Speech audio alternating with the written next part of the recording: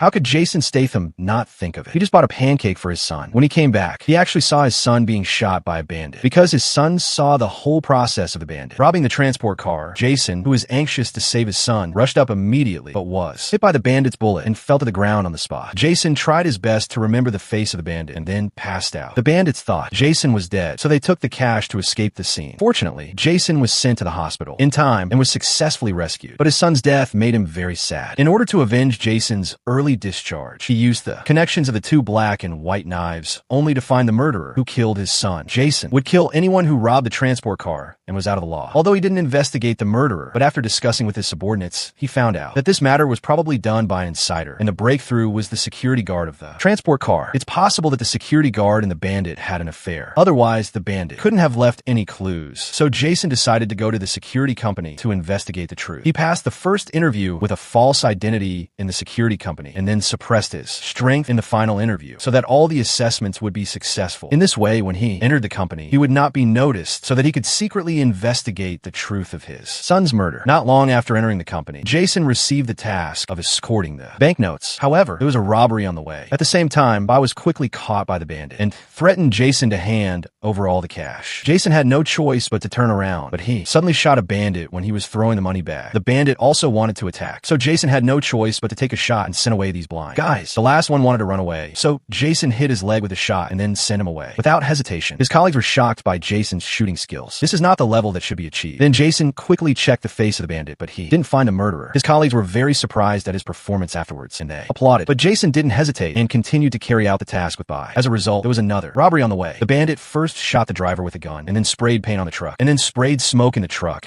and forced Jason and his colleagues to get off the truck with a gun. But when the bandit saw Jason's true face, he ran away like a ghost. This shocked Bai, who didn't TW that the bandit was all Jason's men. In order not to undermine Jason's plan, he urgently withdrew. After that, in order to find the murderer, Jason secretly took a picture of his colleague's work and then sent it to his men for investigation. But it didn't work because it was a group of retired soldiers who robbed the truck at that time. Because the income after retirement was too low, they decided to rob the truck and even killed Jason's son. But after the success, some people were not satisfied and decided to retire after the last big vote. The last bandit also agreed quickly because once he succeeded, he could get 200 million cash. And this bandit was Jason's colleague Bai. In order not to be hindered by Jason's plan, Bai set his identity as a bandit, which made Jason very anxious. But Bai removed the bullet from his gun in advance. If he didn't cooperate, he would kill him. After listening to Jason, he calmly said in order to find the murderer who killed his son, Jason had to agree for the time being. Bai was very satisfied with this and immediately notified the bandit. Then he drove the transport truck to the street and turned off the camera on the truck. When the head office inquired about the situation, Bai immediately lied that he was repairing. Then the bandit with the mask appeared. Jason watched them get on the transport truck and entered the company's warehouse. After the truck stopped, the bandit quickly got out of the car and used the gun to stop all the employees present. Then he used the traitor Bai as a hostage and threatened the people in the armory to open the iron door. But they didn't care so much and took the gun from the armory and began to export. But the bandit was all wearing level 3 helmets and level 3 gloves, and the bullets hit his body and itched his eyes. So they didn't fear when they counterattacked. He also used a bomb to blow up the iron door of the armory. After entering, the bandit quickly shot, not only killed all the employees inside, but also turned off the security in the warehouse. But the police still received the warning and arrived in 10 minutes. So the bandit quickly began to move to the front of the trunk. But at this moment, the employee hiding in the corner suddenly shot, attracting the attention of the bandit. Jason took the opportunity to hit the guard's head repeatedly and then strangled him to death. But this bandit was not the real killer. Jason immediately put on his clothes and found the bandit in front of him. He threatened him with a gun and took the level 3 helmet. Seeing that he was not the real killer, Jason directly shot his head. After the accomplice was found in the surveillance, he immediately went to Jason. As a result, Jason attacked him as soon as he entered the door. However, the bullet did not penetrate the level 3 helmet. Jason quickly fought with him, but this guy is a retired soldier after all, and his strength is not inferior to Jason at all. Jason had to take off his opponent's level 3 helmet and then began to turn the gun around. The bullets in the gun were full. Jason pulled out the enemy's knife and sent him to the northwest with a knife. Then Jason took out the gun and fired a fierce shot at the bandit, but the opponent took advantage of the level 3 helmet and immediately shot back. Jason quickly dodged and changed the bullet and fired crazily at the bandit again. He successfully killed 2 enemies, scaring others to get on the car. Jason wanted to continue shooting, but was ambushed by the ungrateful old white man with a gun and fell to the ground on the spot. The old white man thought that Jason was caught by him, so he ran to continue loading the money. After that, the bandit drove away, but was seen by Jason lying on the ground. And when they went out, they were also also found by the police. The bandit quickly drove into the pre-planned lane. When the police car arrived, he was blocked on the spot. Then the bandit quickly began to transfer the money. But a bandit wanted to steal all the money, so he killed the injured boss. Then he and the old white man took out the money and put it in the car prepared in advance. When the money was about to be loaded, the bandit suddenly shot away the old white man in front of him. Then he drove away from the scene. The bandit thought he could escape for the rest of his life, but the sound of the phone sound behind him again. The bandit turned around and saw that Jason was the one who came. He secretly put his phone in and only saw a file of Jason thrown by the bandit. It not only wrote the cause of his son's death, but also the photo of his son. The bandit just remembered the child he killed. Jason came here this time for revenge. Not waiting for the bandit to beg for mercy, Jason shot his waist with a gun and then hit the bandit's skin and lungs separately. Finally, a gun ended him because Jason wanted to kill him with the means of his son's death. This is a complete revenge for his son.